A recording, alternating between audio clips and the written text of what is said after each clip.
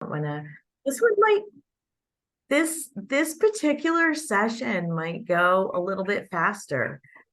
This is one of the elements of well-being. So I'm going to recap a little bit, and we're recording, and I would hope to have you all discuss your communities, your community interests, after. So I think we have an opportunity for a lot of discussion based on some of what I'm going to say today. So great to be here again. I'm Kim Perrone, well-being coach and consultant, and in the factors of well-being at work.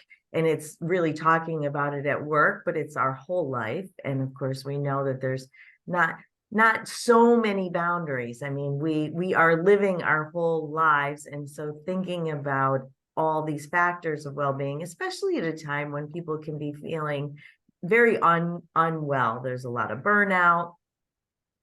So we do want to know what well-being is. You've all been working really hard, doing a lot of things, and in busy times of your life too. So certain times of our life, it just seems so overfull.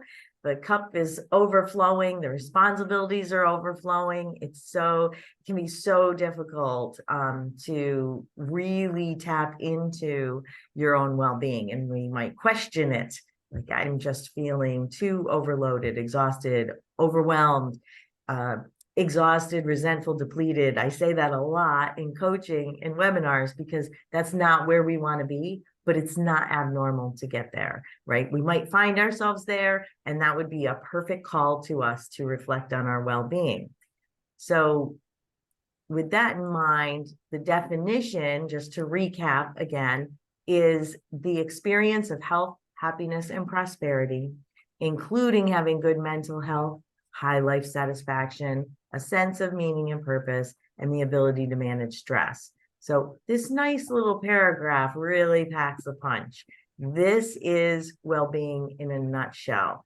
And it doesn't mean that we have all the feelings of all of that all in every day, but overall, if we're looking for a roadmap, here is a nice, powerful paragraph for being well.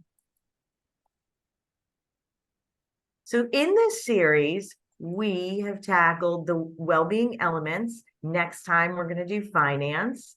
So we've done, the mind and body, emotional and physical, social, workplace, today's community, and the last session will be financial. And they are keys. So in a crazy, overwhelmed frame of mind because of conditions where people are running, or you feel like you've become a human doing instead of a human being, these are the keys to step back and reflect. And some notes of things that we've talked about before, addressing burnout. This is the Burnout 2.0 series, which is going a little bit deeper into well-being, but we have talked about addressing burnout, right? If we feel very disengaged, where the over-engagement just kind of diffused into blunted emotions and disengagement and that's really more of the burnout. We can get to a sadness. We can feel like we need to withdraw from what we've been doing work-wise. And again, it's not where you want to be, but it wouldn't be abnormal to get there. So there's so much more, and people can feel free actually to reach out again on that. But this is some of what the 1.0 was, addressing burnout to improve well-being. Getting a growth mindset, not a fixed mindset, believing that things are going to change, and maybe that patience and trust change for the better and not for the worse. The brain has a way of hanging very tightly onto the negative or past experience. As beware of this. The brain wants to keep us safe, but it is our job to say, we understand the role of the ego in our thinking. That might just take some bad experience from our recent past and be very wary of it in the future. And that can really wreck your well-being. And we want to be conscious of that. We want to raise that to our level of consciousness to say it's actually okay to believe that things are going to be okay. And it's actually okay maybe to just even bring our brain to something that's better, that feels better, to maybe what's working in our life, and spend some time thinking about what's working in our life over what's not working in our life. So we talked a lot about that in past sessions, and in that positive attitude and positivity that can be helpful. Sometimes the brain doesn't like the positivity because it's not a problem to be solved. And we're all good natural problem solvers with our thinking mind. So that can really wreak some havoc with our well-being, and just being conscious of it. Well-being sought about just about everyone, including positive feelings. These positive feelings, everybody wants it, and we're looking for it, we're seeking it, but studies show it's on the decline for a lot of the reasons I kind of just described in teeing this up. Unfortunately, the decline, I think, is related to the brain holding on to past negative experiences, which is natural and normal, or being that problem solver for us. And there's always problems to solve. So our brain might want to keep us in this place and not moving forward. So this 2.0 series is about like helping us know what the keys to well-being are. They might seem simple, but it might not be easy, but just as something to step back and reflect on. So what is community well-being? As a factor in those 6 elements of well-being, people with high community well-being feel safe and secure where they live. And you work in a whole area of communities. So you're very in touch with the community. It's even in your name, the North Country Triple C.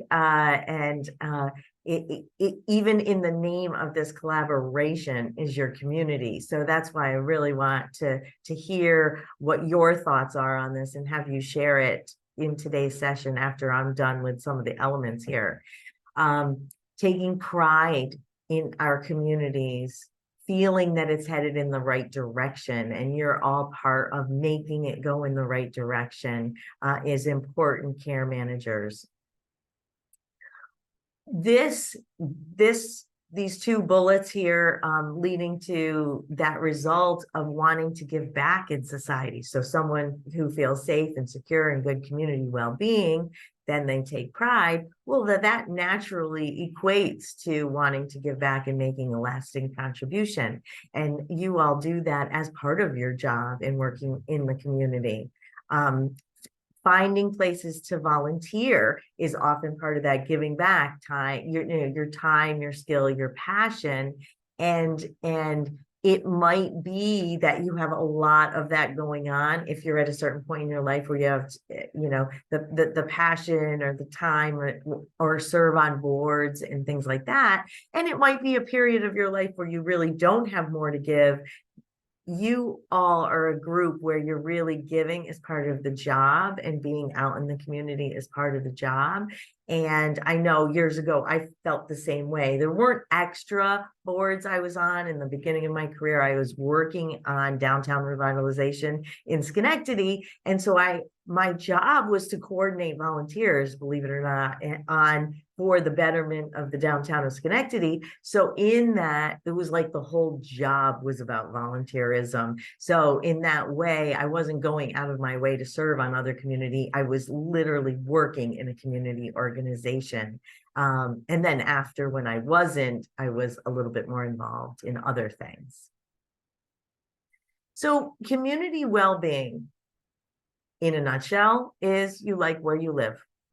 You're comfortable. So some of the questions to dig a little deeper to the coaching questions is, what makes me proud about where I live? And this is where we're going to have some discussion on some of these questions.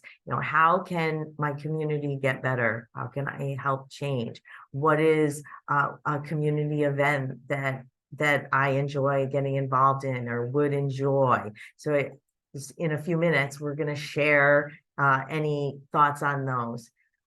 Other factors, how can I apply passions and interests?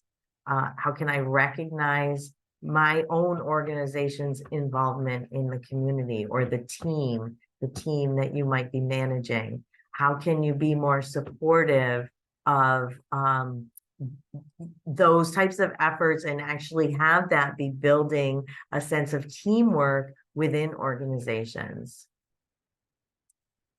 And here, what do we feel passionate about? Again, just digging deeply to summarize, what are things you can do together? So for some organizations that maybe don't work, their work doesn't bring them in the community, they may be looking for a community project, looking for something. What can we do? Is it, help build a habitat house, or what organization might we adopt this year? So it's a great team building tool within organizations too, that help cultivate that sense of community well-being.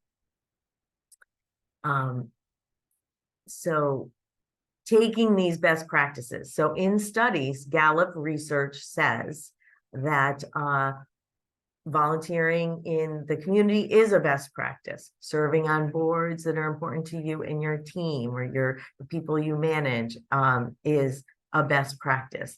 Partnerships with the community. Again, I say this as a part of well-being, knowing that that's exactly what your organization does, and your own collaboration is part of this well-being. And identifying how you contribute to your community based on your personal mission. So then your own personal interest in having that grow. So here is where I'd like to leave this on the screen for you to look at and then engage you to comment or share. And I believe we're a small enough group that you really could just unmute and share any thoughts,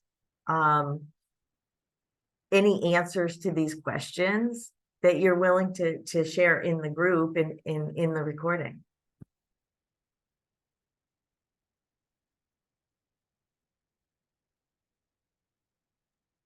What are the things that make you feel really proud and engaged and happy about where you live in your community?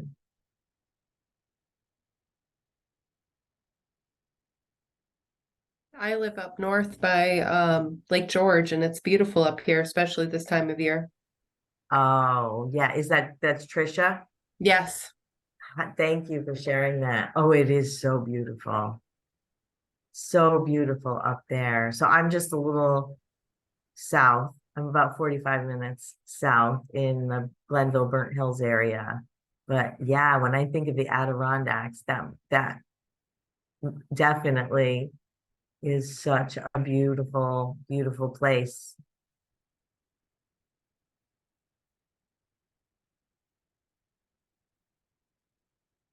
Anyone else?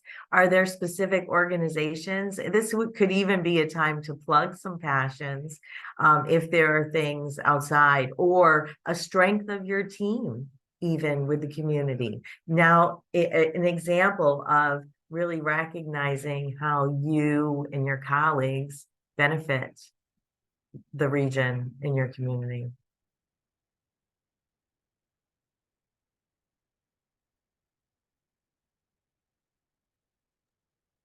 We have a couple of answers in the chat, Kim. Cassandra says not a lot of traffic. Allison says favorite time of year at the top of the Adirondacks. Oh, yes. Oh, thank you for pointing me back to the chat. I wasn't looking in there. I was looking at the faces. Definitely. Oh boy. I always say too, Cassandra, about the traffic. I love driving 45 minutes north of me. The 45-minute drive south towards Albany, towards Stephanie, is a little more hairy, especially when I'm not used to it.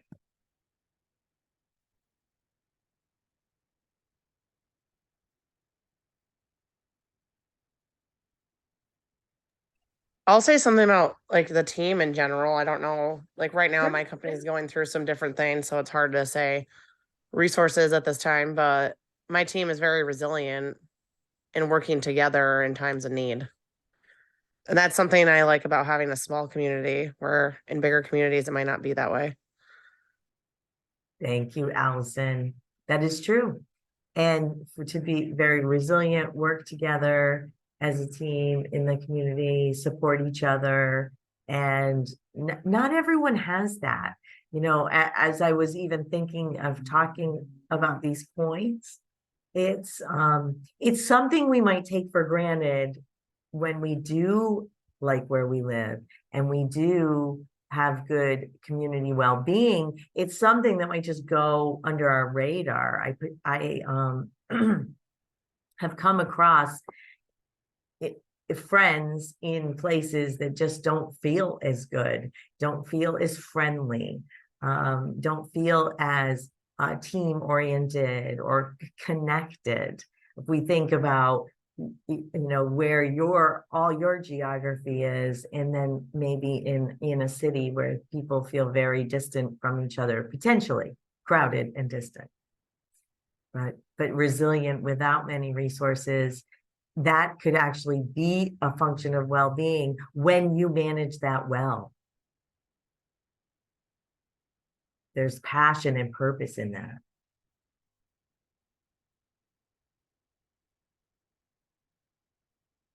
Anyone else have any activities or to share things that have made you proud of your community? Any passions in the community?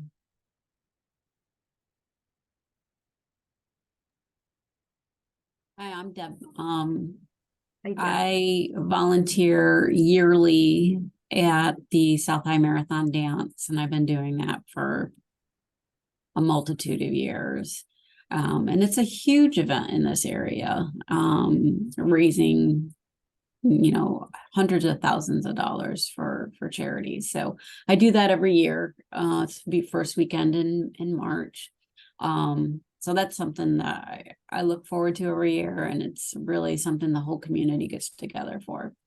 And then weekly, I co-run a Narnon group for families that have a loved one that suffers from addiction. And, that group at first was, something that I went to for assistance. And now I feel like I can give back. So I went from, going there to get help to helping run it so that we continue with it and continue giving back. Beautiful examples of the support and the well-being that can come from the community, and then turning around and then running the group too. I'm curious how long the marathon goes. Is that like a 24-hour thing? Yeah, they have to start getting there between 5 and 7 is when they actually arrive and all of that stuff. The dance starts at 7 o'clock and it typically ends at 10 o'clock the next night. Wow. And $100,000. That is hundreds of thousands of dollars. hundreds of thousands. Yeah. Like That up in the region of I think it was over 700,000 last year. Oh my goodness, that Yeah. is huge. Yeah. That is huge. So Yeah. what an amazing amount of that is great. Yeah. That is great.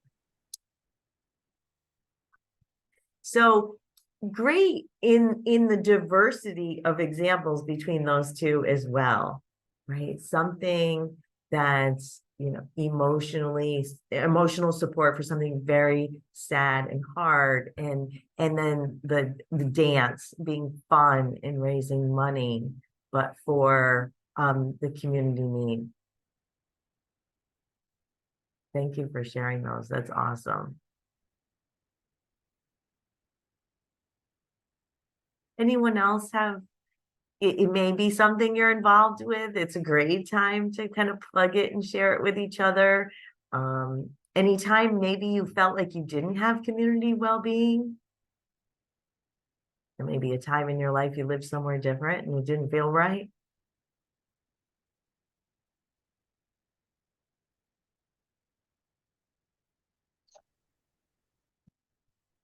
one thing I will add too, as an example of that, is a friend of mine, just very in a rural area, and had been, because that's where she grew up, and then raised her daughter, and now her daughter's grown. But during the pandemic, and some loss of family members, it very quickly became more isolated, work from home, in a work from home kind of isolated. She's a writer, and it really had a way of starving off socialization and getting more and more painful. And I'm happy to say she's moving soon. So there were a lot of elements to put together there, and that can seem overwhelming when you've been somewhere for a long time, or even can get into situations where, like, house, you might have a house and rents are so high these days.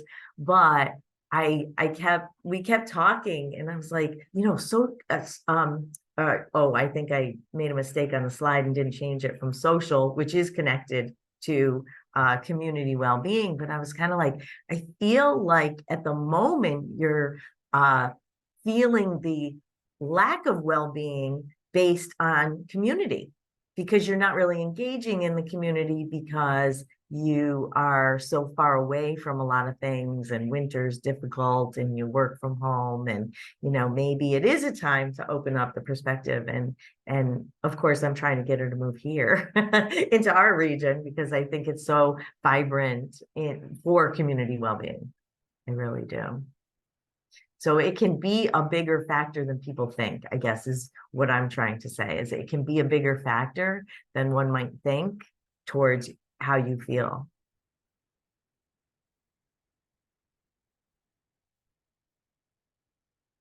Any other thoughts or comments? I don't want to keep you longer than need be. This one, I feel like you have so much going for your community well-being, the work that you all do, the support you have, the collaboration of this organization in general. It really hits the mark. So I hope you feel very good about that. And that these prompts, this part of it, you'll get this distributed later, and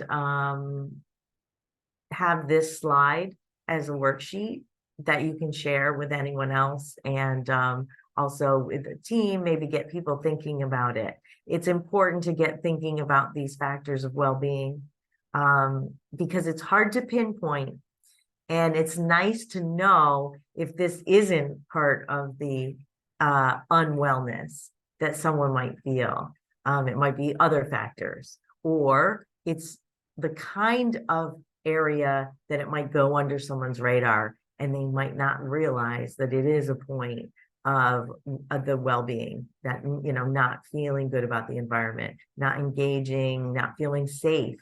You can think of a lot of people maybe not feeling safe in their environment, and how that would be very difficult. All right. Well, I appreciate you all showing up. We have this recorded. There's the survey in the link, the survey link in there, and wishing you all well-being until the next time I see you. And the next will be financial well-being.